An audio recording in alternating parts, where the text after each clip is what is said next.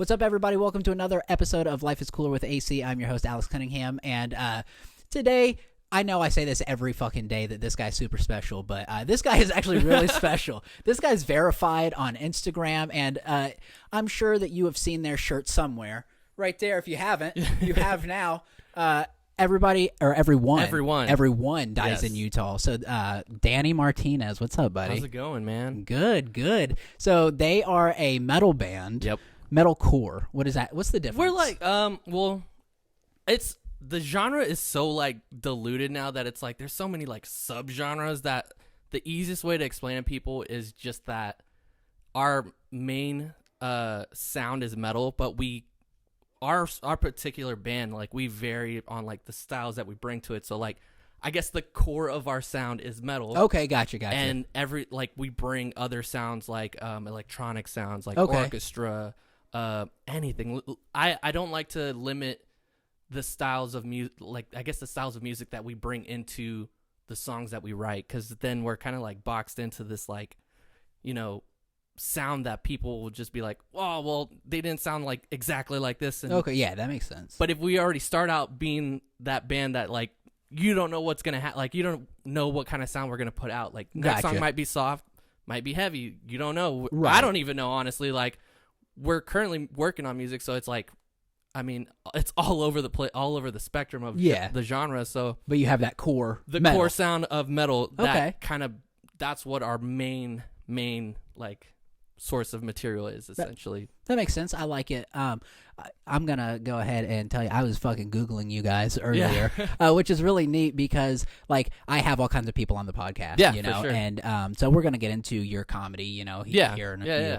But I've had some pretty successful people as far as comedy goes, but, like, I've never had somebody who has a Wikipedia page for music. Like, that's fucking, like, that is the goal. It is a little weird. Like, it was weird because I had some friends that were from out of state that came by, and they're like, Temple, like, what's such a weird place? And they're like, let me Google what, you know, and they Googled the Wikipedia, and they said that Temple, known for Everyone Dies in Utah. I was like, that's kind of weird that, like, we're in Temple, Texas, like, Wikipedia, and we also have our own. That's awesome. Which I don't know who made it. I don't know who runs it. Like, I think Wikipedia, they're like, wow, these guys are someone. They have someone, like, specifically set to us to, like, all right, what are they doing now? Like, exactly. Yeah, that's weird. That's weird, but it's cool. Yeah, no, because, like, today when I was on it, I don't know how often you get on Wikipedia, but it was like, please donate, because, like, they legitimately have, like, slave labor. They're like, pay our people who are... for them, I was like, to us? Like, that'd be dope. Like, I didn't know I could get paid through Wikipedia. That'd be awesome. Maybe we should start a petition, be like, where the fuck's this money going? You're getting money for my information. Like, maybe I should get a cut or something. Exactly. I don't know. It feels a little bit like they're robbing me. Yeah, because I was on your page, so, like, technically they were like, how much would you like to donate? $1,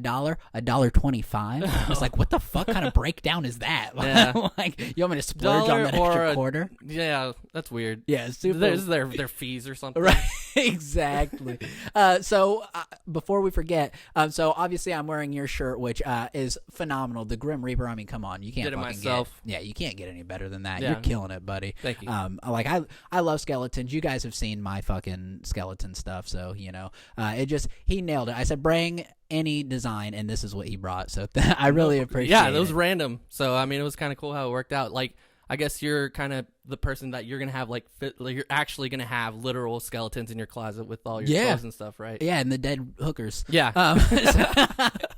And then on top of that, I have my Barking Armadillo shirt, which is actually the beer that we're going to try tonight. Danny said he's not much of a beer drinker, so this is going to be fun. Yeah, I'm interested because, like I said, I don't like beer. I only drink it because it gets me drunk, and typically I go for, like, the cheapest, like, Bud Light. I can't do Budweiser because I'm not an uncle yet. I feel like that's an uncle beer. Yeah. But Bud Light is, like, where I'm at right now, where I'm like, oh, so I can it's drink nasty that. shit. It's like, so gross. Like, I don't like any of them, though, but, like... I'm so hydrated. Yeah, I'd rather drink, like, ciders or... Ooh, sweet stuff? Yeah, like, I like sweet stuff. Okay. I like You're going to hate this. Oh, I can't wait. I like that the sell on it was that, oh, this one kind of tastes like weed, and it's like... I don't know if that would taste good or not. I don't know. The sound of it, like... That's what's so, like, typically edibles don't even taste that good. They're like, oh, eat this chocolate. And it's like, I know it's not like normal chocolate, but Right. it's fine. Well, see, and like that's what's weird is like I've never done any drugs whatsoever. I drink caffeine. Yeah. But so it's like that is how it was kind of like pitched to me, and I was like, this means nothing to me. But then I started drinking beer, and I was like, oh, okay, well, it kind of tastes like piss, I guess. When you smoke pot, it smells like a skunk. Like a skunk? Yeah, which is kind of pissy, so like that makes sense. But with this one, so this is from Barking Armadillo in Georgetown, Texas, and it's called the Branch Fresh Hop IPA. And what that means, I'm just going to give you the whole fucking backstory. Go for it. Yeah, it's fun.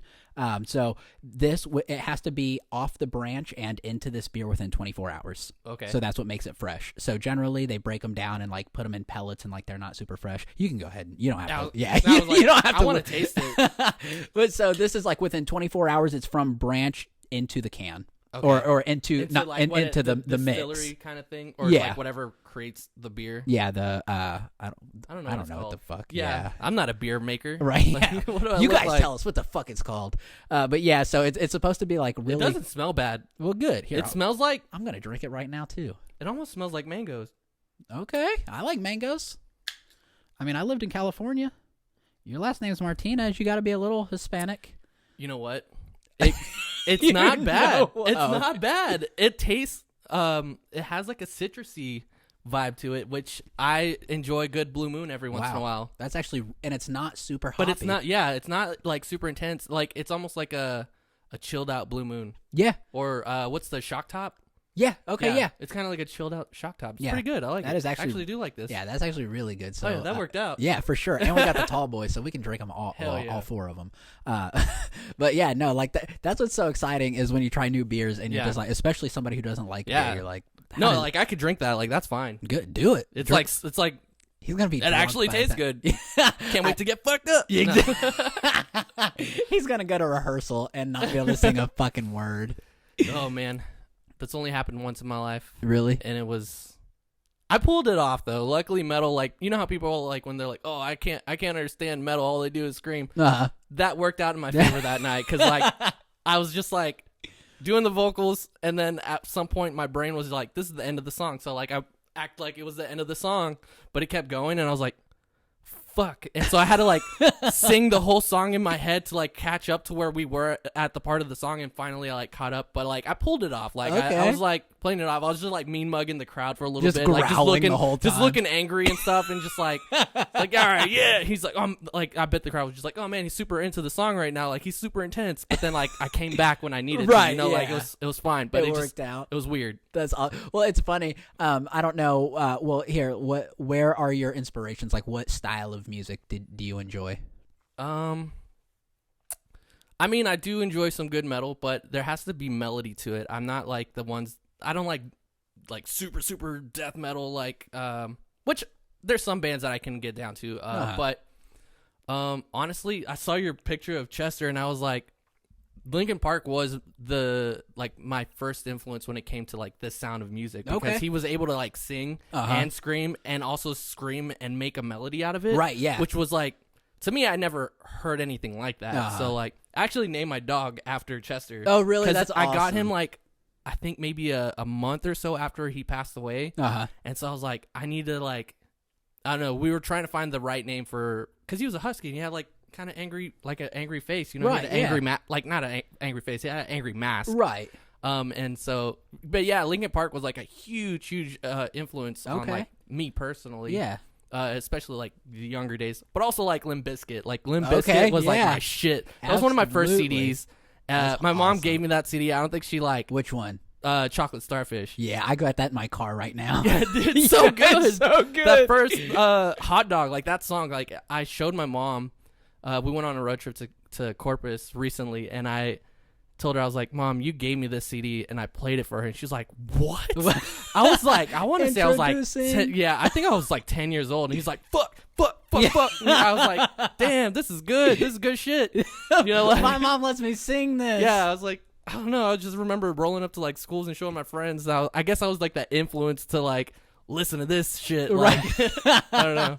That's all. No, I'm a big Limp Bizkit fan. That's like their new album that came out last year. Still sucks. Yeah. Yep. Yeah, and like they've got some really good songs on. There's some that have that like OG sound that they I don't know, like that new metal. There was some like I wasn't feeling too much, but that's the best thing about music is that like I don't have to like every song that they put out. Absolutely.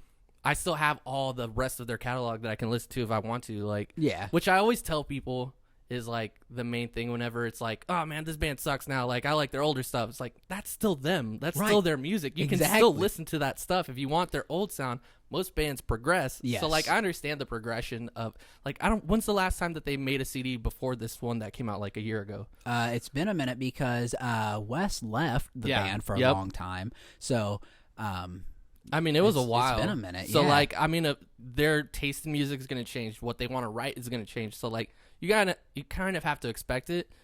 But like at the same time there were some songs that's like had that like OG Limp Bizkit. Oh, absolutely. So I liked it. It was pretty cool. Yeah, no, like I dug it. And then, just kind of going back to Chester and Linkin Park. So my friend was their guitar tech. Oh, and, sick.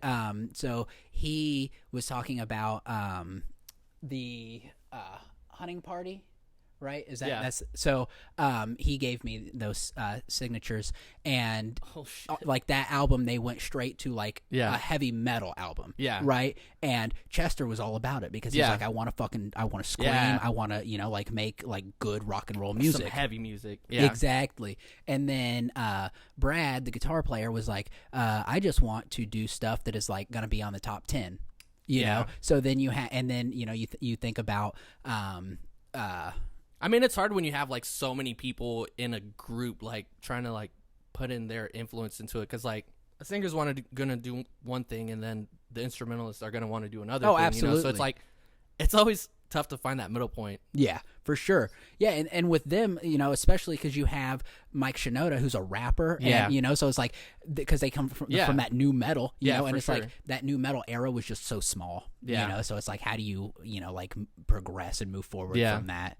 And is that kind of like where you guys are? Are you trying to expand into like try different things that you've never tried before, or are you just trying to really like still find your core sound, or where are you at? I mean, I feel like because we put out an EP while we were at home during the pandemic, right? Because what else were we gonna do? Like we couldn't play shows, we might as well write music. And when we did that, we had just got 2 new guitar players. Okay. And so when you get new members, you kind of like have to figure out how they write and how you write together.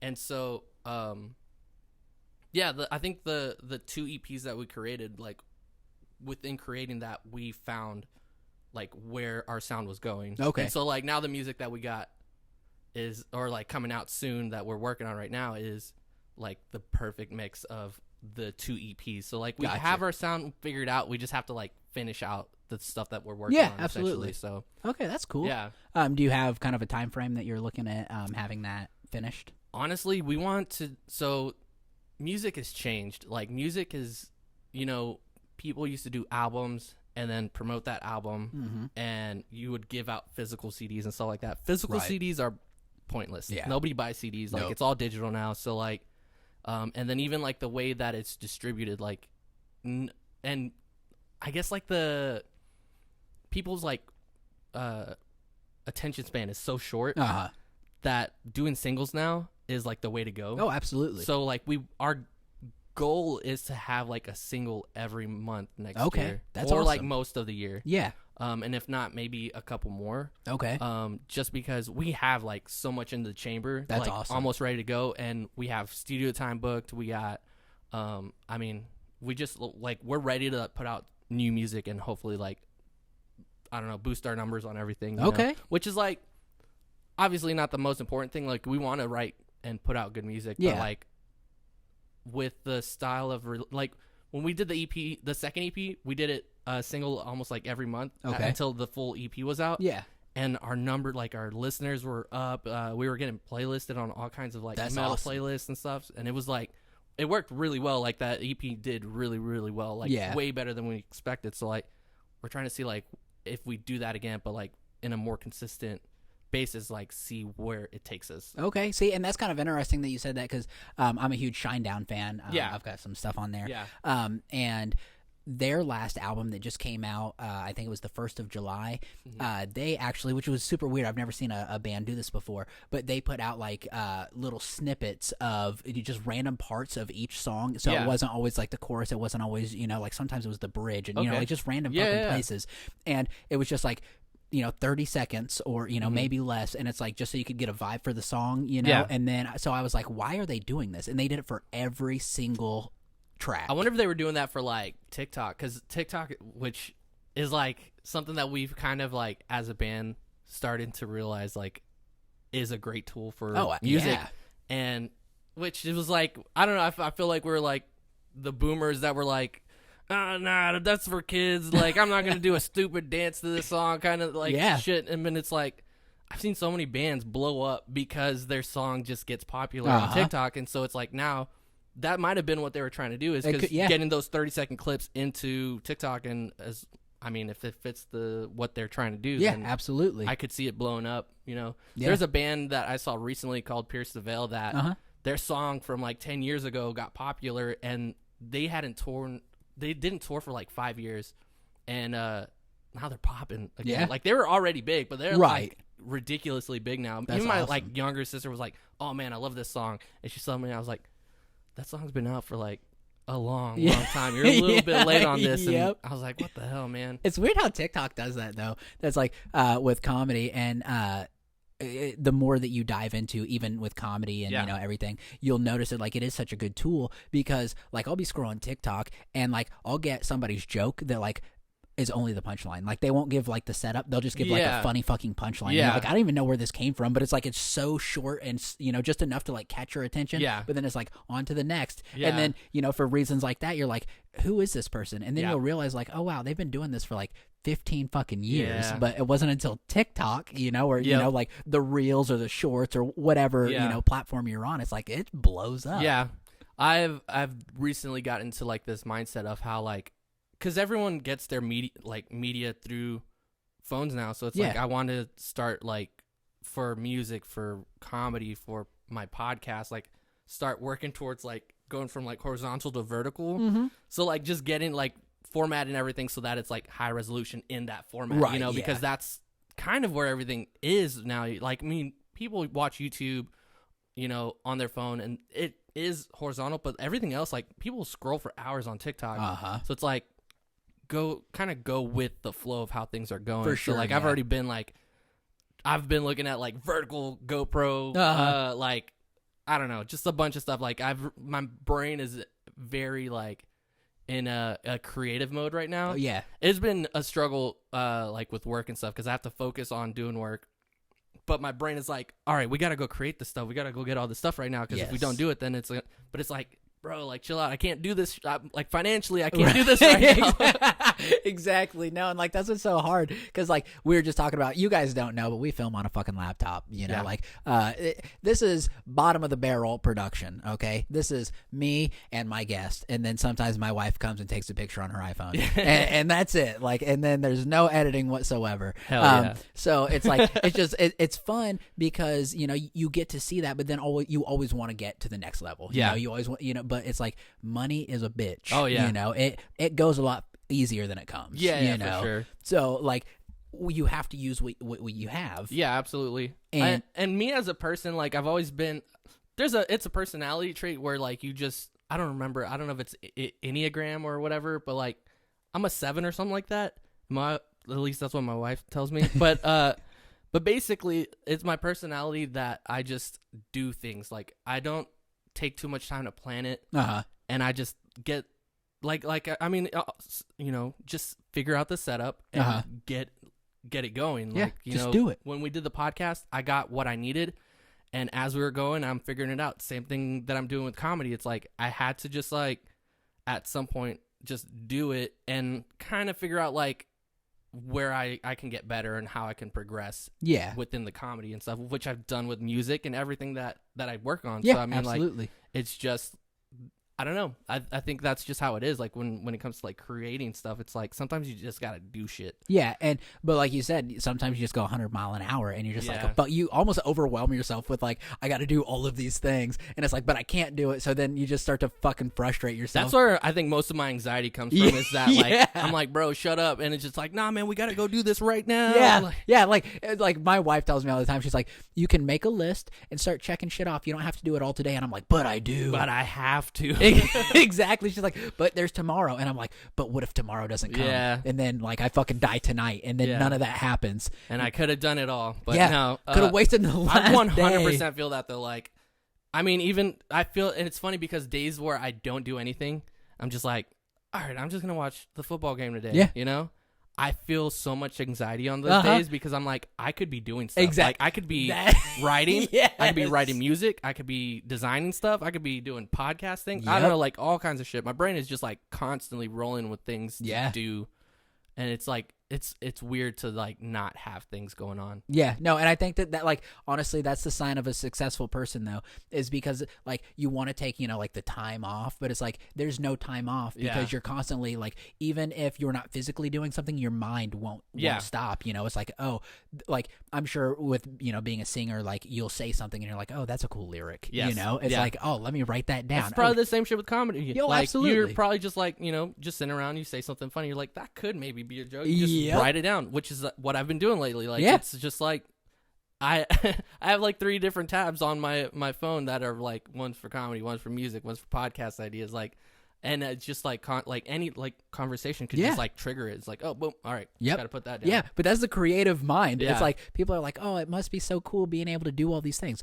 No, it's not. Sucks. It's fucking horrible. It's borderline schizophrenia. Like, I'm talking to myself all the time. It's weird.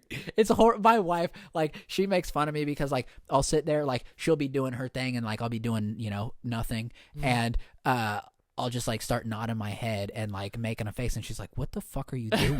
And I'm like, nah, I was like thinking about this thing that like I should probably do that. And she's like, yeah, you were agreeing with yourself. And I'm like, well, yeah, I'm not gonna disagree with myself. Like I'm actually having this thought, this conversation in my head right now. I'll do that with music. I'll do it where I'm like, just like, oh, it's like, what are you doing? I'm like, oh, I'm just listening to some music in my head right now.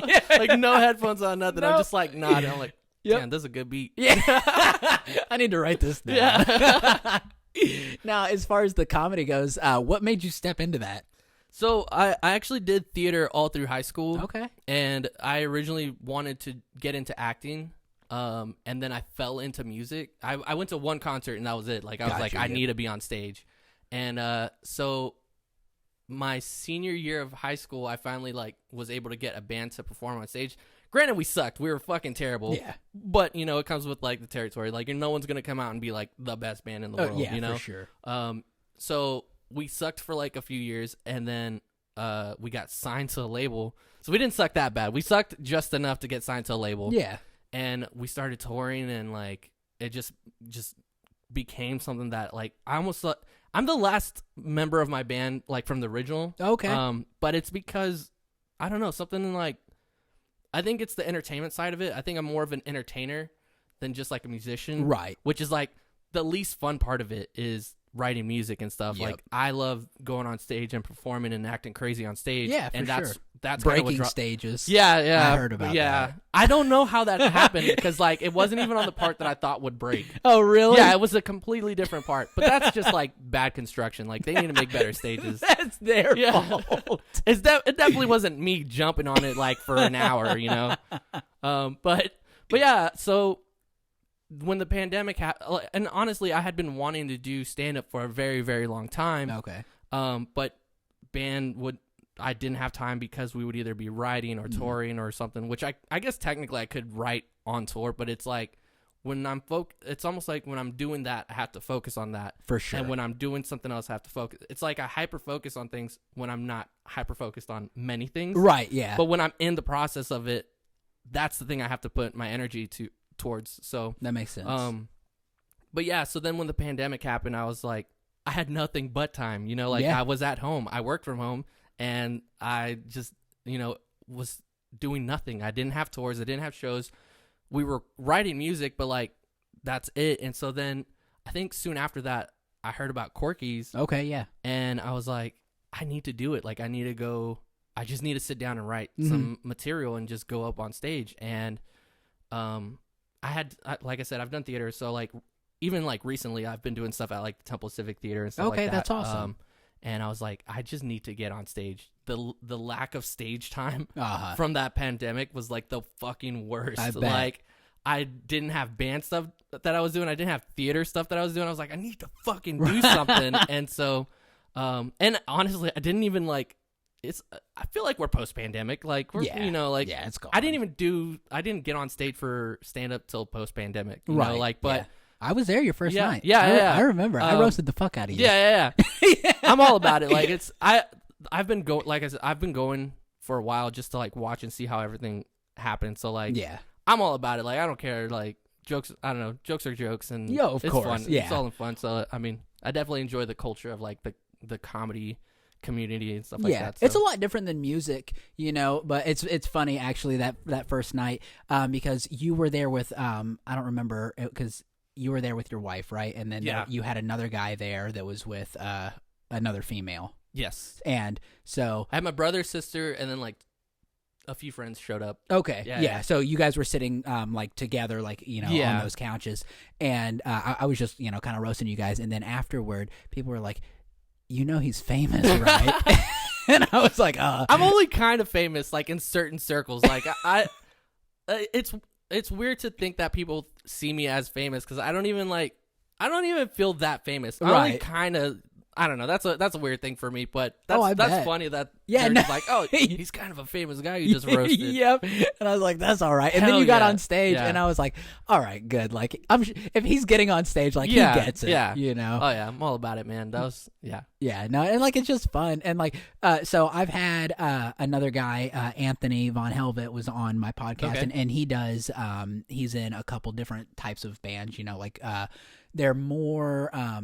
Not quite as metal, you know, but I have no fucking idea the different niche genres, you know, he sings and he does the screaming and the jumping and breaking of stages. Yeah.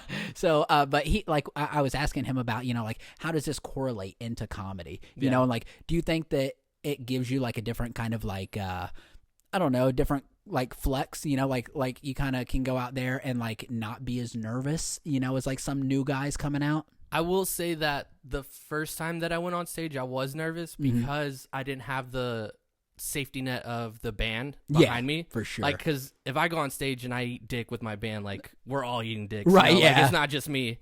But whenever it's just me up there, it felt so weird. It felt wrong. Right. Oh, I bet. But at the same time, like, I've done musicals where, like, I either have monologues or solos and stuff like that. So, like, I know what it feels like to be on stage. But I think it was different because this was my material. This is my project, I guess. Right. You know? And you're not reading someone else's lines. Yeah. So, like, I mean, that part was a little scary to me. And I guess the thing is, I don't ever feel nervous on stage. Yeah, for sure. Which is weird for me.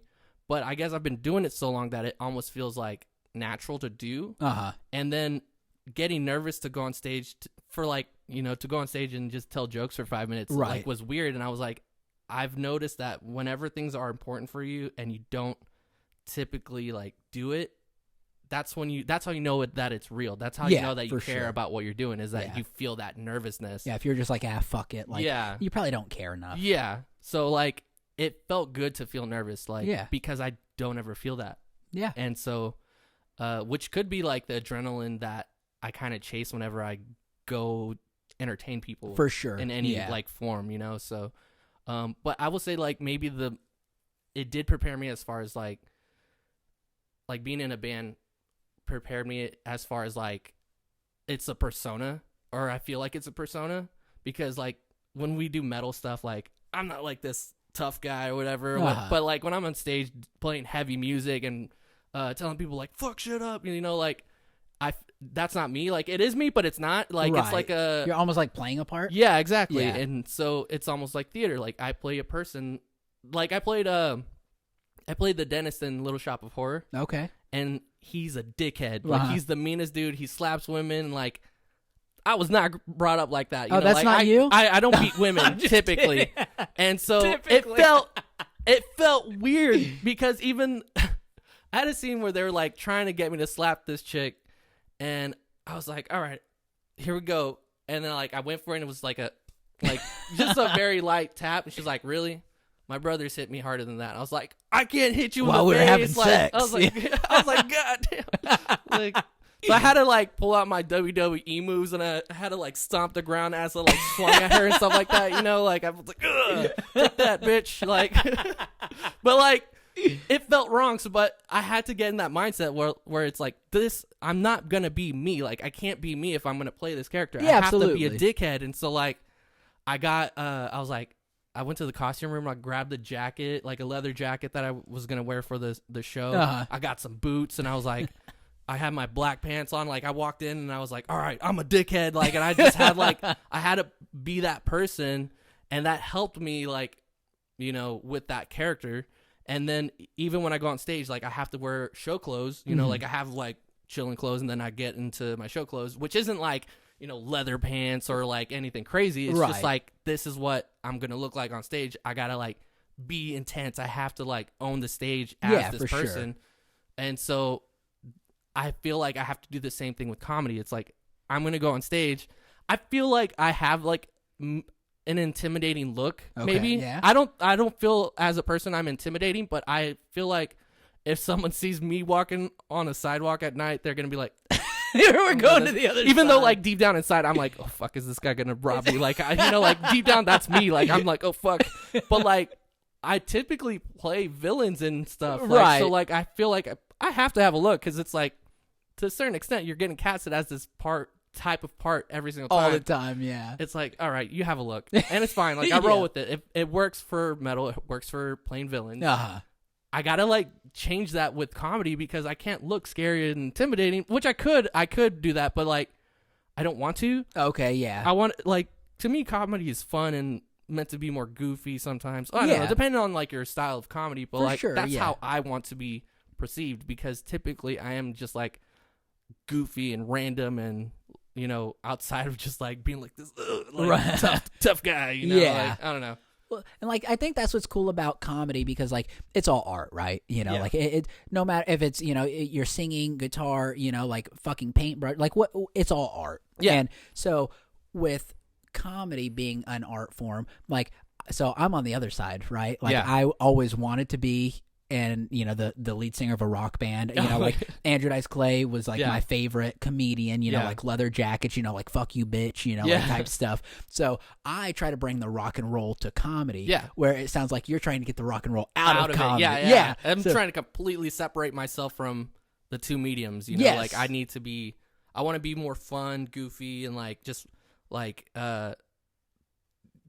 say things that you wouldn't expect to hear this person that looks pretty intense, or if they know my background, like I not expect me to say these things, you know? For sure. Yeah, no, and like, and that's what's so neat is like you use the perfect word, you know, like perceive, like how people perceive you, you know? And that is so perfect. Like I didn't know it was a thing until somebody told me it was a thing that I wear flannels all the time. Okay. And then like I didn't realize it, but I'm like, you're not wrong. And then somebody, like a cartoon character, like Doug, you know, has the like green sweater, like that's you got a look. That's that's your costume. Exactly. But that is not that's just my clothes. But like when I get on stage, the only character that I play is like me. Yeah. And like I play the character that like I am at home, you know, like, and like, so like I've had people talk about like, oh, well, you know, like how you're saying, I want to separate this and that. I'm like, there is no separation because I don't know anything different, you know? And then, somebody was like, well, the flannels and the grunge music and this and that, you know? And I'm like, okay, well, like, I guess this whole thing that I wanted to do just kind of happened. Yeah. Well, it's so like your character is you, but it's like, you unwillingly like just created yourself into this persona. So like now if you ever want to like change this, you're gonna have to like just slowly take the flannel off. Right. Like, bro, did you see he took the flannel off on that last show? That was crazy. Yes, it's like Superman taking his, or Clark taking his glasses off. Like, that's super. It's been Superman the whole time. It's like it's the same guy. But no, like that's it is funny because, you know, like, so do you know who Andrew Dice Clay is? I don't. Okay, you're gonna have to like. I'm really bad at names, so like I'm better at faces or like I don't know. I guess pictures, but that's obvious. Like, yeah, pretty easy. Like, look at this guy. Right? You know? Yeah. Oh, I've seen him before. But so go. It's okay that you don't know him. He was big back in the '80s, right? Okay. Late '80s, early '90s, and he was the first person to sell out Madison Square Garden. Oh, shit. You know, and with stand up comedy. Yeah. So he was huge. Yeah. But Leather Jackets is from Brooklyn, New York. You know, and all about like he did these nursery rhymes. That's what you got to look up. Andrew Dice Clay nursery rhymes. They're fucking hilarious. Awesome. But they're so aggressive, and he was so like. Misogynistic, you know, like just like very demeaning to women. Yeah, where you can't be that way anymore. I mean, you can. You can. Yeah, I mean, but you can.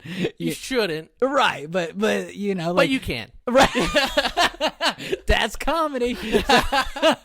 So like that is where I come from with comedy and like I've even had like older women come up to me and be like because you've heard a lot of my stuff yeah, for sure. And like I talk about my wife and stuff like that, you know, and I've had old women come up to me and be like I wish you would kind of like turn it back on the women stuff a little bit, and I'm like I wish you would just die, you know. You know, but it's like we can't all have what we want, but it's like that's where I come from, you know. Like he did this thing where he would do John Travolta from like Grease, you know, so like he would like do the, you know, almost like like an Elvis thing, exactly. And so like that's what I'm like, I want to bring that back. Like I even had somebody one time was like, if you're just fucking bombing so hard, you should just have like a leather jacket and come out and just do like Dice jokes. But like Dice is like this big fucking New York guy, and like I'm this little like, you know, so like it's just so polar opposites that that's hilarious. It would be funny. Yeah, that would be really funny. But yeah, no, like that's what I love about comedy is that like no matter what your background, you know, whatever, you can go out there. Dude, that's the thing. Like I've like touring, I've encountered so many weird experiences, and so like I'm trying to figure out a way to, I guess, because when you're doing comedy, it's like you almost have to like capture whoever is in the audience like immediately, and for sure.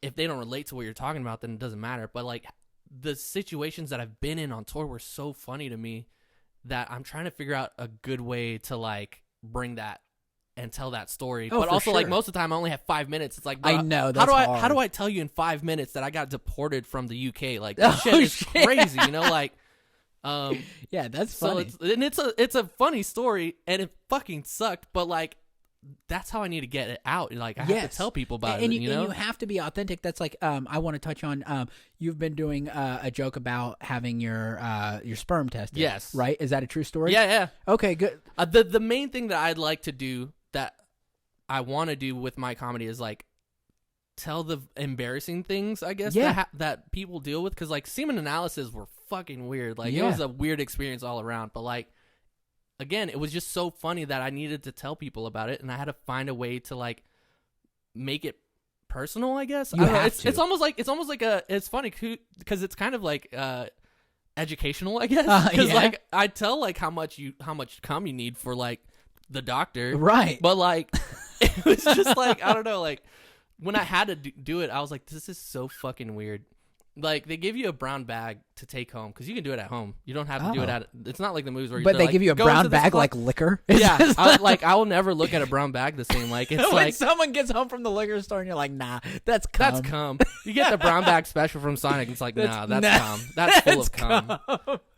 But yeah, so it's like, I want to take these embarrassing situations and stuff that I've been through and like, just tell it, because it's funny. Like it was a funny situation that I had to go through. Like I need to tell people about it. Like for sure. So I mean, it was 100% like a true story. Like 1000% had to. Those are the best. And like so as you kind of like come up in, you know, like all aspects of your life, like it's gonna be so funny whenever you can like tell that joke and people know who you are from. You know, Everyone Dies in Utah. You can be like, and everyone dies in my nutsack because I'm sterile. There's nothing going on in there. Exactly. You know, and like so and this is something I haven't done on here before. But building that bit. Right? Yeah. What we just said, you should build off of. Yeah. Because that's funny, you know, like, Yeah. so in the joke, you don't talk about the brown paper brown bag. bag. Yeah. So like this is gonna, you guys fuck yourselves. Yeah. Like I'm fucking intrigued. Yeah. So like that is comedy, Yeah. right? That is where it comes from. Like taking those little like subtle things, because then the guys who have done it, they're gonna be like, nah, that's real. Yeah. Actually, I went over Jeremiah Red, right? Yeah. I went over to his house and we were kind of like talking comedy stuff, and I was telling him about showing him the bit and seeing how like I can work on it, and he read it and we were talking about semen analysis, and he was like, yeah, I got he had the fucking brown paper bag sitting on his refrigerator. I was like, fuck, okay, so that's a thing. That's a real thing that they're just like, here, take this, and we'll see you later. And like that is so funny, and like yes, maybe it's niche, you know, whatever, but it's like the fact that like if you can relate it to something where you're like, yeah, you know, this is a brown paper bag, so like now, you know, like whenever, you know, my wife comes home from the fucking liquor store and I'm like, whose semen is that? Whose cum are you holding? Yes, exactly. That's not my cum. Exactly. And like, so that is what's cool, is that you can take something that we didn't understand, but tell us about it, and then make it where we can relate to it. Exactly. And that is the best fucking form of comedy. And like, I'm legitimately excited now, because I feel that you're gonna go home and go to work on this. Yeah, absolutely. Like I only have, that's my only like, I guess, fleshed out bit that I have. I have a lot of like premises. Yeah, I got a lot of premises started, but I haven't. I think that's the word. Yeah, like it's pre-con. Listen, I dropped out of college like 3 times. Like, there's no way I know words very well. I went for 1 day. Yeah, actually 1 semester. Yeah, I did that one time where I was like, I'm done. Yeah, no, I was just like, the loan's cleared. Yeah, you know, like I'm fucking out. I got the money. I'm out. Yeah, now I'm paying it back. Well, Joe Biden's gonna take care of that, right? I hope so. I fucking hope so too. Well, I got an email the other day, and it was like, you like, your student loans are being considered for forgiveness. And I was like, oh shit. And I showed my wife. She said, yeah, I just filled that out for you. And I was like, oh, okay. All right. Yeah. It's like, that's why we got married. Because like, you know that I'm poor. You handle financials, I'll do the funny stuff. Exactly. Yeah. That's why she has a job and I'm going to go donate plasma. Right, exactly. That's why I DoorDash, you know. I'm a musician and a comedian. Like, there's no way I'm making money. Okay, DoorDash, you don't have people with you. I was going to say, because if you fucking Ubered and you just played your own music, that would be the fucking way. I thought about doing Uber, but I was like, I don't know. DoorDash, I don't have to deal with dickheads. Like, right. I mean, I do sometimes, but just not at the door. Typically. Yeah, like, most of the time it's just like, drop it off, take a picture, I'm out. And I have this pre-written text that is like, looks like it's automated, but it's not. Okay. It's so that, like, say that they're like, oh, you forgot my drink, and it's like sitting in my car and I'm on the other side of town. I send it and it says something along the lines of like, your DoorDasher is no longer assigned to you. If you have a mess up on your order, call the DoorDash hotline or whatever. Like, it's just like a long paragraph. That's Looks hilarious. very legit. But like, I've only had to use it like maybe 2 or 3 times. I hope there's a fucking typo in it. No. I should add it in there just so that they're like, just so they know like he's fucking with me. But like, is he fucking with me? Because I mean, corporations fuck up every once in a while. For sure, yeah. So it's like, wait a minute. I guess I'm just gonna call this number. I don't know, like, yeah, exactly. It's like if there was an error with UR order, they're gonna be like, wait, hell yeah, just a very, very minimal issue on it, just like very bad, like obvious typo. Exactly, but the idiots won't get it. Yeah, They'll yeah. just be like, yeah, the you smart are. ones, like the rich side of town, the doctors, they're gonna be like, what the fuck is going on here? Yeah, that kid kind of looked stupid. This was probably him. I did have one dude that like I took his food to the door, and he was like, "You look fucking cool." I was like, "Thanks, man. Yeah. If only you knew. I'm not that cool." But anyway, you wanna Wikipedia me? Please donate. Only you. It's only $1.25. I made the city. I run Temple. Google it, bitch. It's funny because I have like no ego, but it's so fun to pretend that I do. Mm-hmm. It's so fun to be like, I'm the shit. Right. And then you go home and you ask your wife, like, am I really good? And then I go home, I'm like, I gotta take a shit. Right. That's what's like, it's weird. Because, like, I have this, like, weird, like, I fight with myself. Sometimes I've got, like, the biggest ego, like, big dick energy. Yeah. And then, like, I realize that, like, I don't have a big dick. Yeah. And then, like, the energy, like, fails. It just balances out a little bit. Yeah, exactly. Yeah. You know, but you really, you've got to. Humbles you. Right. Yeah. Every time I got to take a piss, I'm like, nah. Okay. Are you a balls out or balls in when you go to pee? When you pee? Yeah. There's a balls out option? Yeah. And like, yeah, I mean, you never heard, like, I mean, dudes either go balls out or balls in.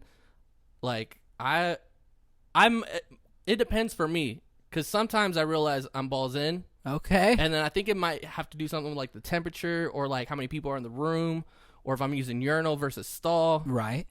But I think typically I'm balls in. Yeah. No, we're going to get real graphic. Yeah. So whenever I'm pissing, it's weird. Like, I don't touch my dick. Right. I heard people don't do, like, some people do that. Like, I have to grab it. Like, I have to aim. No. How do you aim without grabbing your dick? Well, it doesn't hang very far. Like, it's just pointed straight. It's just pointed straight. Okay, yeah, I got you. You know how far to stand away. Okay. So like, I grab my boxers and I just pull my dick out, you know? Like, I just flop it out. And then whenever I'm done, I, jiggle it, you know? And then what I do is I pull my boxers far enough to where it will, like, plop back in. Okay. But sometimes since I don't, like, shake it out, like, I just, like, dance it out. Yeah. Sometimes I'll, like, plop it back in and I'll piss down the front of my boxers. That's what boxers are for. I actually stopped wearing boxers in high school. You like just free underwear. ball Like, it? I just free ball. Yeah. Now that's the most rock and roll thing. Yeah. I've ever Just heard. like, I don't know if it's like, I don't know. I just feel like, I guess because I'm kind of claustrophobic. Okay. That I need to, like, not have underwear on. So, like, you do think through your dick. Yeah. I think for him and me. So, like, I'm like, I got you, bro. Like, no boxers, no underwear. The only time I do it is at the gym because, like, running with, like, balls just flying everywhere is just, like, painful. For sure, yeah. So, but yeah, typically I don't wear underwear. Yeah, no, there's no fucking way. So, so like when I put this shirt on, I told you how, like, there can't be seams down the side. Yeah. Right. So, like, I'm so particular. Like, I wear, like, a certain brand of fucking underwear. I don't know. Like, I'm probably super, like, autistic or something. Like, I don't know. We all might be just a little bit. Right. I feel like creatives might just have that. We're touched. I think we're touched. Yeah, I mean, I've definitely been touched. Yeah. So, that could be. Yeah. So, like, I have this specific type of boxers, but my wife bought me running boxers, Yeah. Like the compression shorts? Well, that's all I wear. Okay. But these ones have, like, netting, like, through the nutsack area.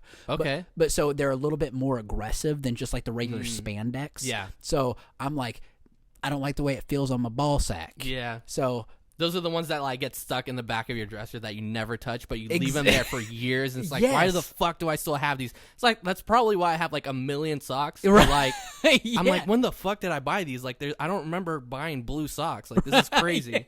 It's been there for years. Exactly. Yeah, so I don't know how the fuck you wear jeans. I think it's because I have an uncircumcised dick. I honestly think that's why. Do you really? Yeah. Okay. Yeah. So you have to touch your dick when you pee. I don't have to, but I do because I like to aim. Right, like you don't want to piss inside yourself. Well, I mean, yeah, that's true. I mean, but like, it could still just, depend. Like, sometimes I'm just like drunk and just have to, like, stumble somewhere and just, like, flop out and let it go. You don't have to peel it back? No, I mean, sometimes, but, like, you don't have to. Does it ever, like, get stuck? Like, if you cum and then, like, you don't pee afterward, you get a little bit of cum left on the tip, and then, like, the skin just shoots in, like, 3 different angles. No, like, does your skin, because so you've got the head that, like, kind of peeks out, and then you've got the skin. Do you ever, like, cum and then, like, put your jeans on and it closes that skin up and then it, like, glues it shut? Has that ever happened? I don't think so. I you know how, like, most guys will, like, come on a chick and then, like, go get her a towel? Yeah. It's opposite in my household. Like, my wife comes on you? Well, actually, yes. But we've gotten so good at, like, coming together. That's sweet. Literally every time. Like, that's awesome. Well, 99.9% of the time. There's days where it's like, I don't got but, like, maybe 3 pumps, in me. Yeah, I mean, and so it's like, this is happening now. Like, I can't do nothing about it. But, like, most of the time it's, like, same time. That's so she'll sweet. go get me a towel, and I'll like clean the shit off. So like, Oh, because you're coming in her. yeah, exactly. Oh, yeah, okay. yeah. Gotcha. Exactly. Okay. Yeah, I was still. Oh yeah. Sorry. We're coming together. Like, I thought you guys were like looking at each other and like, and she's like fucking rubbing it, and you just spray all over each other. No. In. Okay. Yeah. We're married, so and also like we've been doing that for like way before we were like even considering marriage, but like. So that's why you got your shit checked. Yeah, exactly. Because we're full circle. Yeah, because we are kind of trying to have a kid. Okay. We've been together for like 9 years. Okay. But we've been married for a little over a year, and now it's like it's funny because her mindset was like, I never want babies, and like I think a few months after we got married, she's like, I want babies, Right. And so like we had to go through the rigorous process of like figuring, because it's not as easy as like teenagers make it seem, Right. You know, like pre-cum. Yeah, just like, oh, I just looked at it and I'm pregnant. Right. But like, yeah, I've been coming inside her for like all these years and nothing's ever happened. So I was like, is it me? Because I'm Mexican and I don't have kids yet. Yeah, which that's is kinda weird. fucked up. Yeah, like it's weird. Like I don't have kids, and so yeah, we were like, we got to get everything checked and how to do the semen analysis. Yeah. And she's gone a few doctors and. We're working on a plan. We're still figuring it out, but Yeah. you know, Stop doing anal. that's probably step number one.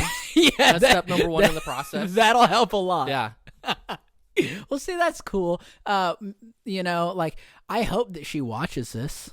She probably will. She's very supportive on everything that I do. So like, she'll definitely watch it. She's probably gonna be like, "What the hell's happening right now?" Yeah, but congratulations that he makes you come 99% of the time. She tells her friends that all the time, and it's like, Right. whatever. But I'm kind of a big deal. yeah, on like Temple. I'm kind of good at doing stuff.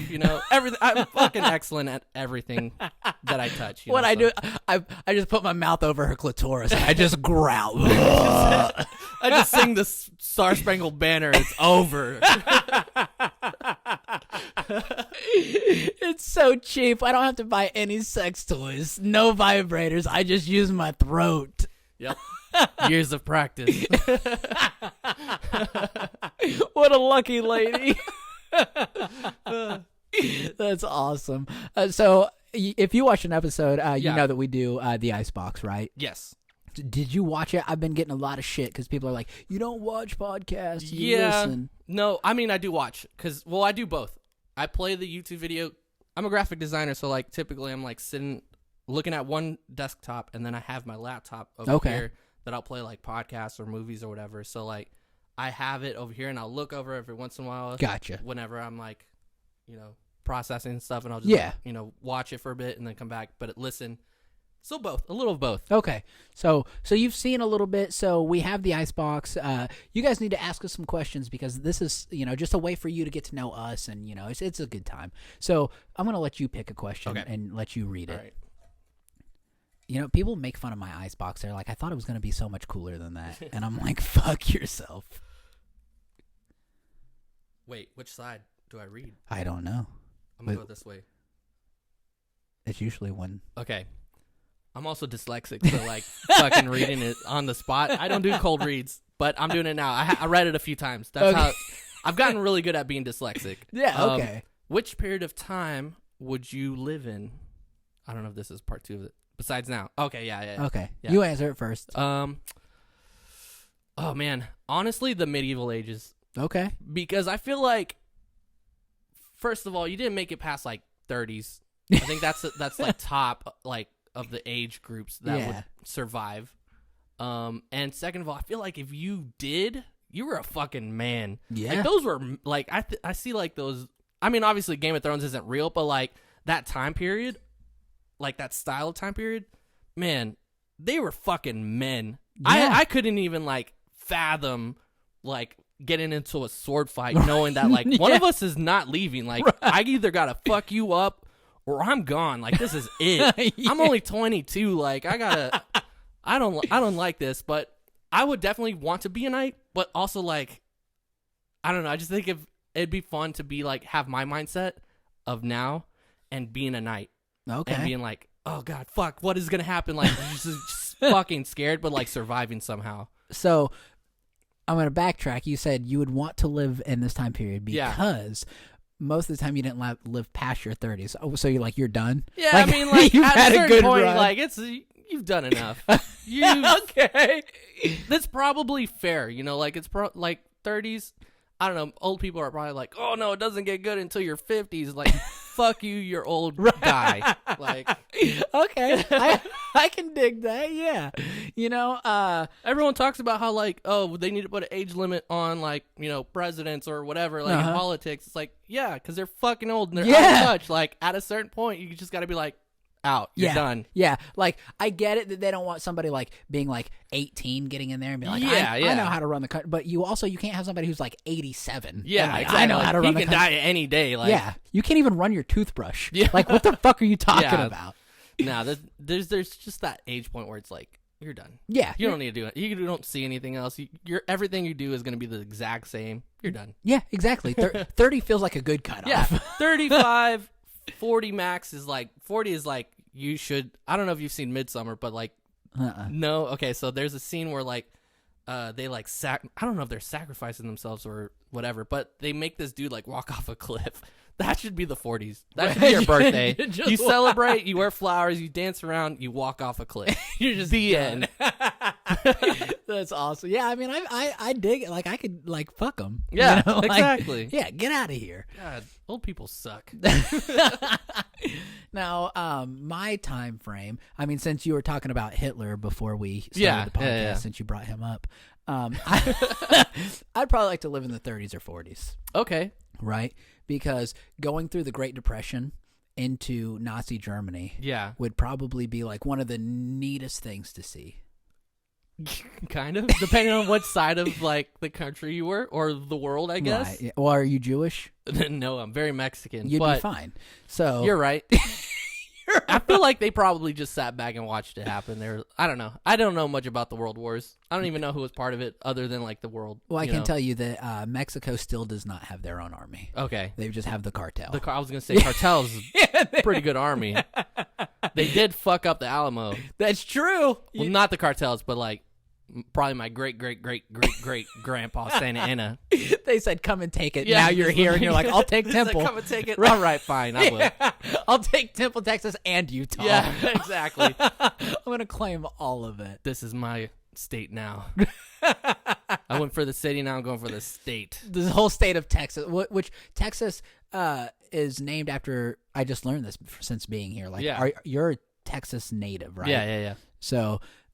Texas is like based off of the Mexican or the Spanish word, I guess would be the right term. Okay. Tejas.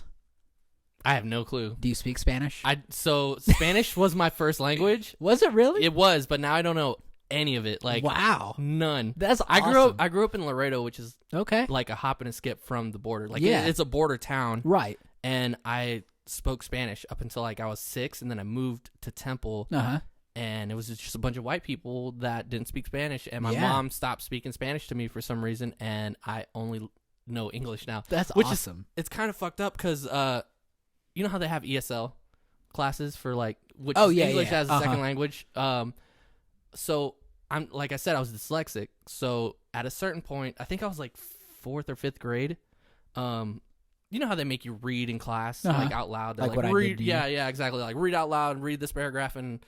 I would fuck it up because I didn't know I was dyslexic. I just was like, I guess I don't know how to read. Like, I can't read good. I'm you know, like, retarded. Just stupid.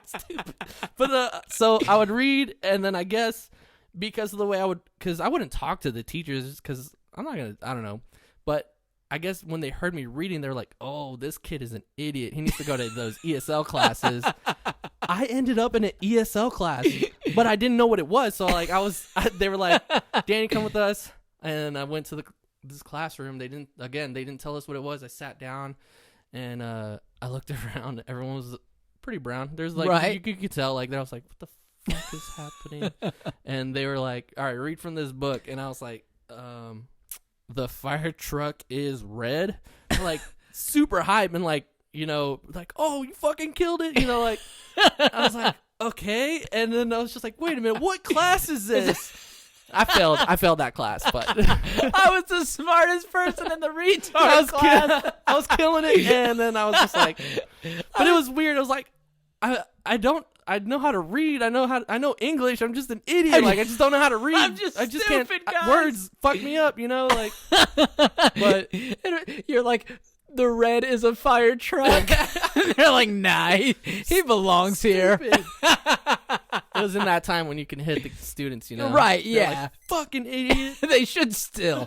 I mean, I've met Honestly, a lot of... Yeah, I've met probably a lot less of dumb school kids. shootings that way. Exactly. Just beat the dumb out of them. Make them so dumb. Just fucking smack the shit out their hands. These pieces of shit. That's awesome. Make a TikTok of that, dickhead. It's hard to dance when I broke your leg. But so I try and keep these about an hour. We're probably okay. I don't know how fucking long it's been. So what is time? Yeah, I don't know. 4:04. Yeah. Does that make sense? Like the time to. Yeah. Yeah. That's all I got for 4:04. That's what I know about it. Okay, good. I'm glad you got my. I was like, music that was a music joke, right? I was like, okay, 4:04. I was like, either that or Foursquare, which I don't. I think I've heard 4:04. Oh wait, 4:04 are those rims? I think I heard a rapper say that once. There's a 4x4, which is a 4-wheel drive vehicle. Maybe. Yeah, 4 rim. I don't know what the fuck that Was it means. Mike Jones? Still tipping on fofos. Oh, 44s. Yeah. Oh, okay. Is that? I don't know what that is. A 44-inch. Okay, so that's a rim. That's it's a okay. Yeah, kind of. I don't know cars. I'm the worst Mexican ever. Like I don't know dick about cars. But I drive a Kia Soul. Like, well, when you pulled up, I was like, "What is he driving?" I thought you were gonna pull up in like a fucking Corvette. Nah, I honestly like even if I like had money, I don't think I could do a sports car. I'm too tall for that shit. How tall are you? I'm 6 foot. Fuck yourself. Yeah. That's usually the response I get from shawties. Well, when I put the microphones together, I was like, why is that one like up here? And this one's like, I was like, yeah. Always low. Yeah, that makes sense. Why is everyone taller than me? One, but that's if you're funny, height doesn't matter. Yeah, that's true. That's and true. If you put shit Kevin in Hart's shoes. like killing it right now. He's like, also what, 5'2"? Nah, he's taller than I am. Taller than you? Yeah. Damn. I just fucking measured myself the other day and hurt my own feelings. Oh no, like don't I'm do still that. not over it. I think so there's a certain age where you start shrinking too. Like you're gonna get even shorter. That's why 30's not looking so bad. Yeah. Let's just end die. it at 30. Just end it. Fuck, I'm getting short. Done. I'm done. This is the cutoff point. Just gonna kill myself. Fuck it. I won't get smaller than this. Yeah. It's hard to measure when you're fucking horizontal. 6 feet now. 6 feet under. 6 feet from the surface. But all right, man. Thank you so much. And shout out. So you said podcast. Yeah. So what's your podcast? My podcast is Nerd Social Hour in Texas or Nerd Shit. It's on YouTube, Spotify, honestly everything that you can find a podcast in. I got the band Everyone Dies Utah also on YouTube or Spotify and anywhere you can find music. And then I'm doing comedy. So if you want to, I'm gonna post stuff eventually. I just don't have enough jokes to like just put it out there because like my one joke is gonna just be on TikTok and then that's it. So I'm waiting a little bit. I'm waiting a little bit to post, but I'll be putting comedy stuff on my socials soon. Okay, perfect. Yeah. So I'm going to put all of his stuff down at the bottom. Everyone Dies in Utah, and then Danny Martinez, all of it down. Your Instagram, TikTok, Facebook. I don't know. Yeah, all of it. All of it. Yeah, all of it. It's all going fucking right down yeah. there. So go check it out because this guy he's already famous. Most famous person I've had on this couch, and I've had a lot of people on this couch. You know what I'm saying? Flex. That's a flex.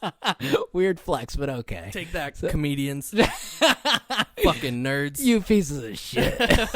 Maybe learn to sing, okay, Gary? Learn a real talent. But thanks so much, man. I really appreciate it. I hope you like the beer. Yeah, it was actually really fucking good. Actually, you need really another good. one? Yeah, I'll take another one. It's warm. A road beer, I'm a rock star.